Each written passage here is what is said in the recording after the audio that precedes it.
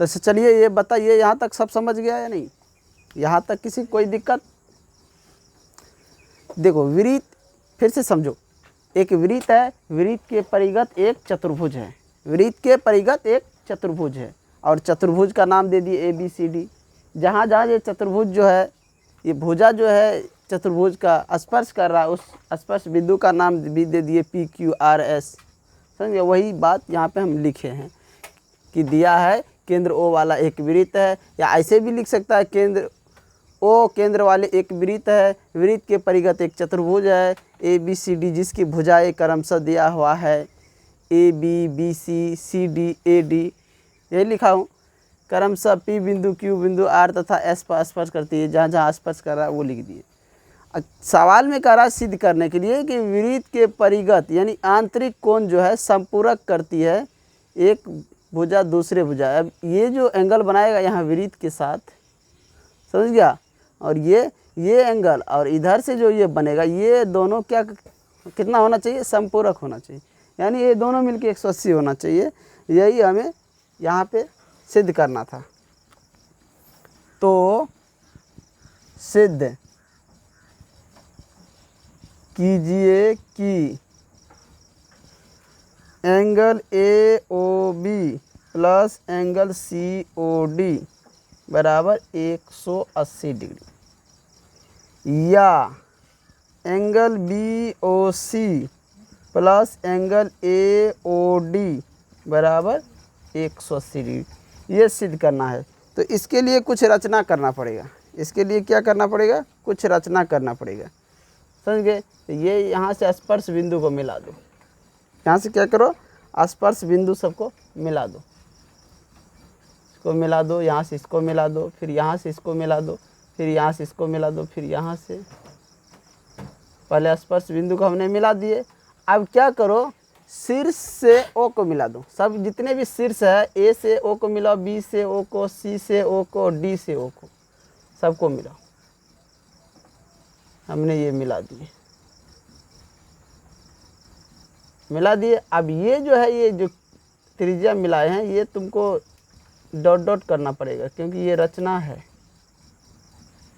ये क्या करना पड़ेगा? डॉट डॉट करना पड़ेगा।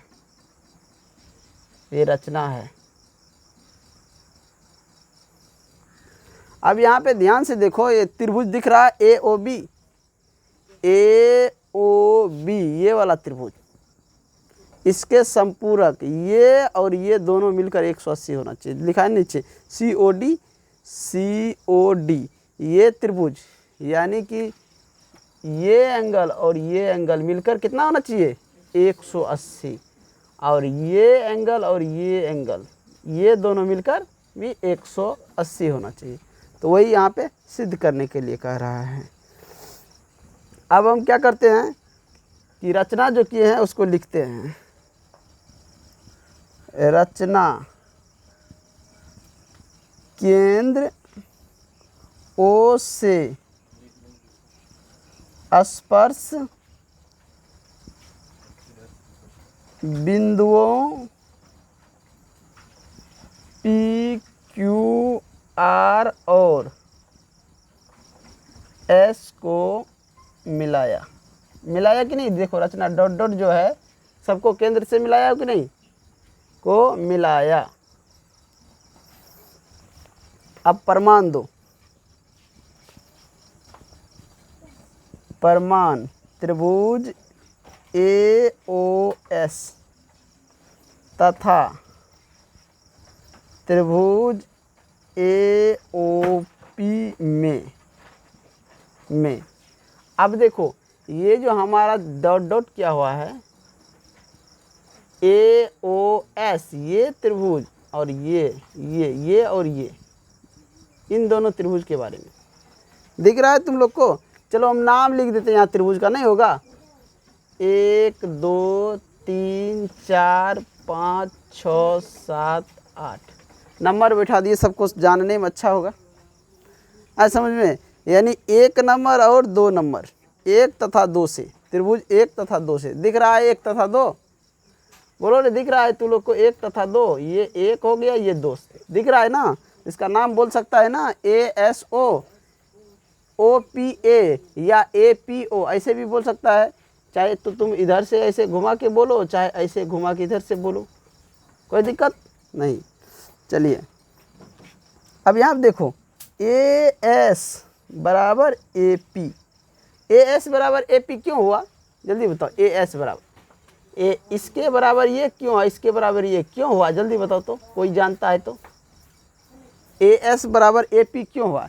तुम लोग जानते हो कि वृत्त के बाह्य बिंदु से वृत्त पर खींचा गया रेखा स्पर्श रेखा जो होता है वो बराबर, वृत्त के मान के चलो ये बाह्य बिंदु A है, इससे जो स्पर्श रेखा खींचा गया यहाँ स्पर्श कर रहा है और ये यहाँ कर रहा है, दो रेखा खींचा गया और दोनों रेखा की लंबाई क्या होती है परमेय 10.2 के अनुसार बराबर होती है, तो इसीलिए AS बराबर AP आए समझ में। उसी प्रकार BP बराबर BQ, CQ बराबर CR, DR बराबर DS, इस प्रकार हम लिख सकते हैं। कोई दिक्कत किसी का?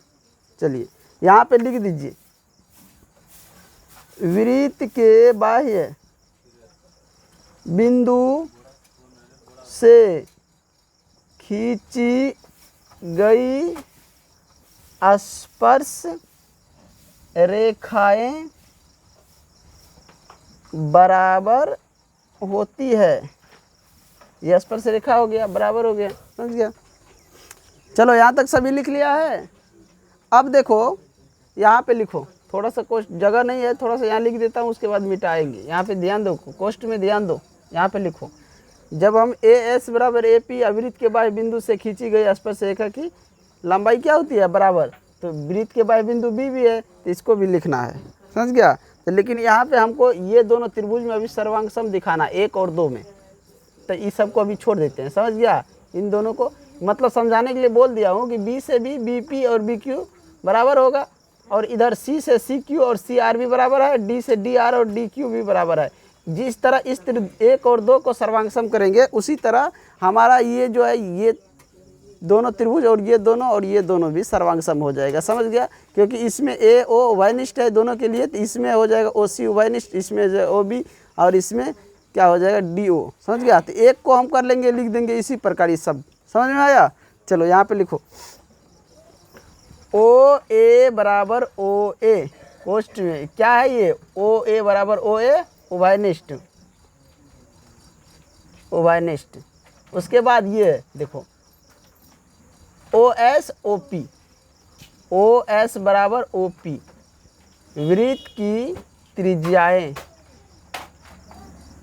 वृत्त की त्रिज्याएं, वृत्त की त्रिज्या जो होती है वो भी आपस में बराबर होती है कि नहीं, वृत्त की सभी त्रिज्या आपस में बराबर। तो OS एक त्रिज्या है, OP भी एक त्रिज्या है।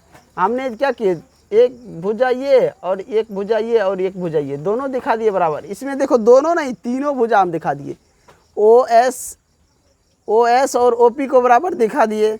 उसके बाद देखो AP और AS को बराबर दिखा दिए, हाँ दोनों में ये भुजा उभयनिष्ठ है, तो तीनों भुजा को हमने क्या किए बराबर दिखा दिए। तो यहाँ लिख सकते हैं त्रिभुज AOS सर्वांग सम त्रिभुज AOP SS सर्वांग, यहाँ पे लिख लो SS सर्वांग समता से,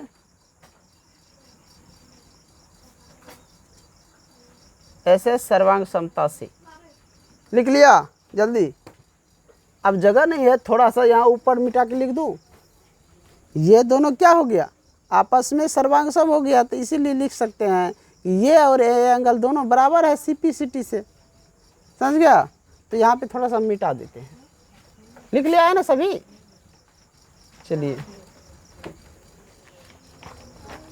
एंगल AOS बराबर एंगल AOP CPCT से, CPCT से क्या है, ये एंगल दोनों बराबर है, यानी सर्वांग समता से ये दोनों क्या है बराबर है, वही लिखे CPCT से बराबर है। CPCT का फुल फॉर्म लास्ट में हम बता देंगे। चलिए आगे और मिटाते हैं। अच्छा ये बताओ जल्दी, तुम लोग यहाँ तक लिख लिया है, लिख लिया है। अब यहाँ पे देखो ये एंगल और ये एंगल दोनों क्या किए बराबर कर दिए थे, 1 और 2 बराबर हो गया, तो एंगल 1 बराबर एंगल 2 हो गया कि नहीं, लिखेंगे इसी प्रकार इसी प्रकार, आवाज आ रहा है रे, इसी प्रकार, इसी प्रकार,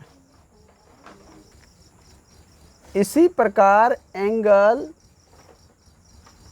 3 और 4, एंगल 3 बराबर एंगल 4, कॉमा एंगल 5 बराबर एंगल 6, एंगल 7 बराबर एंगल 8, और एंगल 7 बराबर एंगल 8 लिख दिया।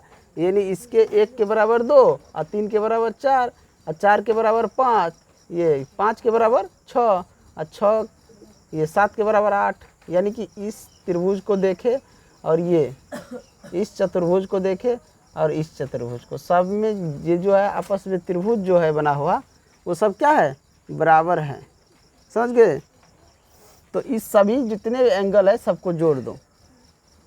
सभी एंगल को जोड़ने पर, सभी कोण को जोड़ने पर, सभी कोण को जोड़ने पर, जितने कोण है सबको जोड़ो। Angle 1 plus angle 2 plus angle 3 plus angle 4 plus angle 5 plus angle 6 plus angle 7 plus angle 8 बराबर, सभी एंगल को जोड़ेगा कितना डिग्री का होगा? तुम जानते हो वृत्त का कोण जो है केंद्र पर जो अंतरित होता है 360, और चतुर्भुज का भी चारों कोण का योग कितना होता है 360। तो सभी कोण का योग कितना हो गया 360 डिग्री। अब देखो हमें सवाल में सिद्ध क्या करना है कि ये एंगल जो है ना, ये एंगल पूरा ये COB या BOC, ये एंगल इस एंगल के बराबर है AOD, AOD के बराबर, या इधर AOB और COD, ये एंगल इसके बराबर। तो इस एंगल के लिए हम क्या करेंगे, एंगल 3 और 4 बराबर है, हमें यहाँ पे 4 और 6 और 5 भी बराबर है। तो हमको क्या लेना है इसमें, ये देखो 6 और 7 को एक में ले लेना है, और इसके लिए ये दोनों ले लेंगे, इसके लिए ये दोनों ले लेंगे, तो नहीं हो जाएगा एंगल। यहाँ लिखो एंगल 1 के बराबर 2 है कि नहीं? तो एंगल 1 के जगह भी 2 ले लेते हैं, प्लस एंगल 2, प्लस एंगल 3 के बराबर एंगल 4 है, तो एंगल 3 की जगह एंगल 4 ले सकते हैं, या एंगल 3 ले लो, एंगल 3 प्लस एंगल 3, प्लस यहाँ पे देखो एंगल 5 बराबर एंगल 6 है कि नहीं, एंगल 5 बराबर एंगल 6, तो यहाँ हम ले लेते हैं एंगल 6 प्लस एंगल 6, इसके जगह ये ले लिए, प्लस अब यहाँ पे देखो एंगल 7 बराबर एंगल 8, एंगल 7 बराबर एंगल 8 है कि नहीं, तो एंगल 7 ले लेते 8 की जगह। अब तुम बोलोगे कि एंगल 8 और 7 बराबर है, तो 7 के जगह 7 के जगह 7 लिए, 8 की जगह 7 ले लिए। ऐसा नहीं हो सकता है कि एंगल 8 की जगह 7 ले ले। यहाँ पे देखो हमने एंगल 1 के बराबर एंगल 2 लिए, तो 1 के बराबर 2 लिख दिए। ऐसा नहीं हो सकता था, 1 के बराबर ही 1 लिखते, तो 1 के बराबर 1 लिखता यहाँ पे तुम, ये इसके बराबर ये, इसको इसके जगह लिखता। तो देखो हमें निकालना है ये एंगल ना, ये वाला और ये वाला एंगल निकालना है ना, निकालना है कि नहीं? तो हमें इससे और इससे मतलब है, तो इसको और इसको जोड़ेंगे। इधर इधर देखो, फिर हम इधर क्या करेंगे, इधर जो हम जोड़ेंगे तो हमको इसके ये जो है इसका जो आंतरिक संपूरक है ये बनाता है, यानी इसके बराबर ये लाना था। तो एंगल 1 के जगह 2 और 3 4 के जगह 3, तो इन दोनों को जोड़ लें और इन दोनों को जोड़ ले, तो ये चारों एंगल मिलके 180 नहीं हो जाएगा, ये और ये हो गया नहीं? इधर 4 को एंगल छूट गया। हमें इसके बराबर इसको 180 दिखाना, इसीलिए हम ये लिए, जो जिससे हमको काम था इसीलिए उसको ले लिए। इसमें 2 और 3 दिख रहा है और 6 और 7, तो 2 और 3 ले लिए, 6 और 7 ले लिए बस, और इसके अलावा कोई एंगल हम नहीं लिए। समझ गए? अब यहाँ देखो 2 angle 2 plus 2 angle 3 plus 2 angle 6 plus 2 angle 7, ऐसे लिख सकते हैं। यहाँ पे भी बराबर में दे दो 360। जल्दी देखो यहाँ पे ये 2 है तो 2 को ले लिए, ये 2 है तो 2 को, ये 2 सबको क्या किया हमने जोड़ दिए, या इसके जगह तुम चाहे तो इसके जगह इसका नाम दे दो, ये एंगल को जोड़ के इसका नाम दे दो। आए समझ में? बोलो जल्दी। इन सभी त्रिभुज को जोड़ने पर 360 हुआ, इन सबको भी जोड़ने पर उतने होता इस सबको, यानी सबको हम जोड़ रहे हैं। अब देखो यहाँ पे क्या करो, इन सब में से कॉमन क्या निकलेगा, जल्दी बोलो। यहाँ से यहाँ तक में देखो कॉमन क्या निकलेगा, इसमें 2 कॉमन निकलेगा, बचेगा क्या, angle 2 plus angle 3 plus angle 6 plus angle 7 बराबर 360 डिग्री। अब यहाँ पे देखो ये 2 जो है इधर गुना में, इधर चला जाएगा भागा में, तो angle 2 plus angle 3 plus angle 6 plus angle 7 बराबर 360 बटा 2, कट के कितना हो जाएगा, 180 हो जाएगा। जल्दी बोलो। अब तुम लोग ध्यान से देखो, एंगल 2 और 3, एंगल 6 और 7, इस एंगल को क्या नाम दे सकते हैं, जल्दी बोलो। Angle AOB plus angle COD दे सकते हैं। इसका नाम देखो, इसका नाम और इसका नाम बराबर 180 डिग्री। एंगल 2 और 3 का नाम, ये 2 है ये 3 है, इसका नाम AOB, यहाँ पे लिखा हो ना AOB, ये दोनों एंगल का नाम। उसी प्रकार इधर COD, वही लिखा हूँ COD, तो ये दोनों एंगल 6 और 7 दोनों मिलके 180 डिग्री। इसी प्रकार ये एंगल AOD और BOC, ये दोनों आपस में क्या संपूरक होगा। इसी प्रकार angle AOB plus angle BOC plus angle COD plus angle AOD बराबर 360 डिग्री। ये एंगल ये चारों मिलके क्या हो गया, 360 डिग्री हो गया। समझ गया? Angle AOB plus angle COD बराबर 180 डिग्री, 180 डिग्री। अब एंगल AOB जो है ये कितना है, 180, ये कितना हो गया 180 अब प्लस एंगल BO, इतना कहाँ दिखाना है हमको, ये सिद्ध करना था, ये तो सिद्ध तो हम कर दिया, अब क्या नहीं दिखाना है,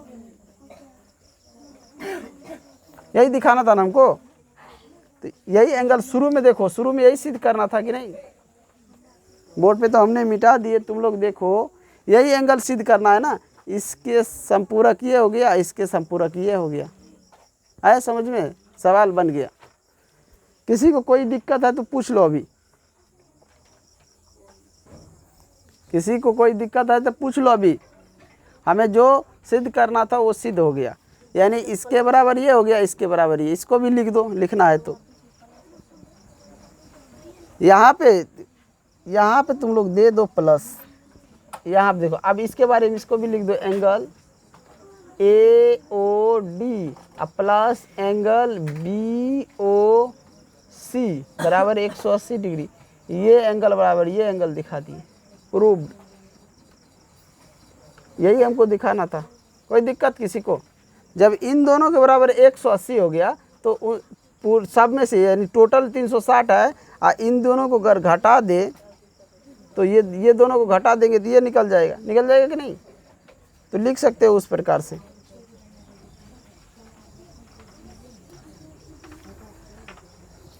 लिख लिया सभी? अब जो हमारा चैप्टर है त्रिकोणमिति का अनुप्रयोग, उस चैप्टर को 2 नाम से जाने जाते हैं, ऊंचाई और दूरी। समझ गए? इसके बारे में देखेंगे। इससे पहले हम क्या करते हैं, थोड़ा सा CPCT के बारे में बता देते हैं, उसका फुल फॉर्म क्या होता है। चलो इसको मिटा दें। सभी लिख लिया है? जल्दी बोलो। चलो, सवाल आ रहा था CPCT, इसको समझो। CPCT का फुल फॉर्म लिखो, पहले इसे समझो और फिर जो है, चलो मान के चलो ये हमारा एक त्रिभुज है, समझ में आया? और ये भी एक त्रिभुज है, ये एंगल बराबर ये एंगल है, इस एंगल के बराबर ये एंगल है। समझ गया रे? इस एंगल के बराबर ये एंगल है और इस भुजा के बराबर ये भुजा है। आए समझ में? और ये एंगल के बराबर जो है ये एंगल है, इसके बराबर ये एंगल।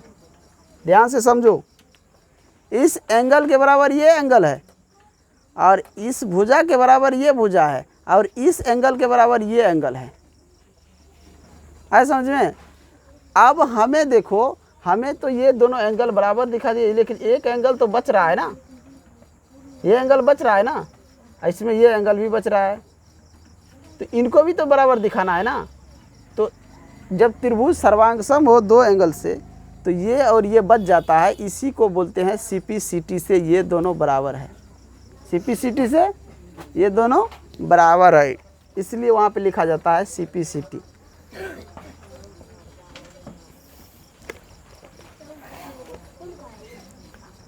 CP/CT का फुल फॉर्म लिखो, CORRESPONDING, corresponding PARTS, parts of congruent GRUENT।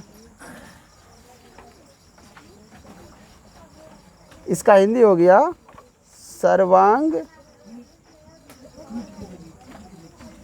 सर्वांगसम त्रिभुजों के संगत भाग बराबर होते हैं। संगत भाग क्या होता है? बराबर होता है। समझ गया?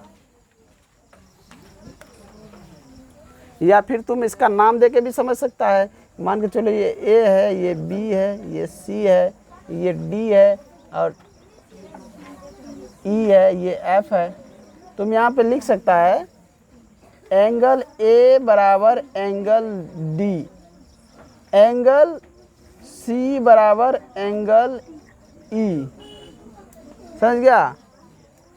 AB भुजा बराबर DE हमने दिखाया।